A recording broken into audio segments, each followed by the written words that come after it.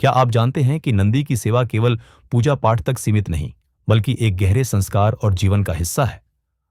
उत्तराखंड के एक छोटे से गांव में वर्षों पहले एक साधु आया करता था, जिसका नाम था गोरखनाथ। ये साधु साधारण नहीं थे, बल्कि गोरखनाथ मठ से जुड़े हुए थे। वही मठ जिसे योगी गोरखनाथ ने स्थापित किया था। गोरखनाथ परंपरा में नंदी की सेवा को बहुत बड़ा स्थान दिया जाता है, क्योंकि नंदी भगवान शिव के वाहन और संरक्षक माने जाते हैं।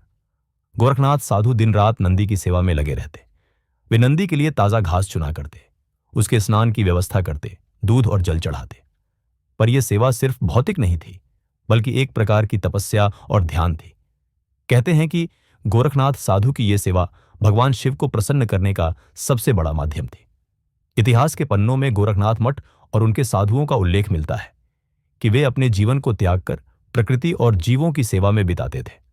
नंदी की सेवा भी इसी का एक हिस्सा था, जो कि श्रद्धा और समर्पण का प्रतीक थी।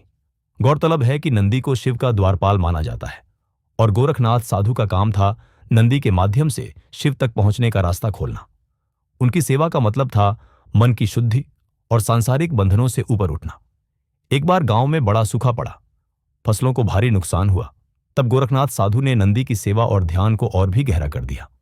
कुछ महीनों बाद जब बारिश हुई, तो लोग कहते हैं कि यह साधु की भक्ति का फल था। उस घटना ने उनके प्रति श्रद्धा और बढ़ा दी। आज भी उस छोटे से गांव में जहां गोरखनाथ साधु रहते थे, लोग उनकी नंदी सेवा और त्याग की कहानी सुनाते हैं। ये कहानी हमें यह सिखाती है कि असली सेवा न केवल कार्यों से होती है, बल्कि मन की सच्ची निष्ठा और प्रेम से। असली इतिहास यही है, एक साधु जिसने नंदी की सेवा को भगवान शिव से जोड़कर अपनी पूरी जिंदगी समर्पित कर दी, और उनकी ये भक्ति आज भी उस भूमि में गूंजती है।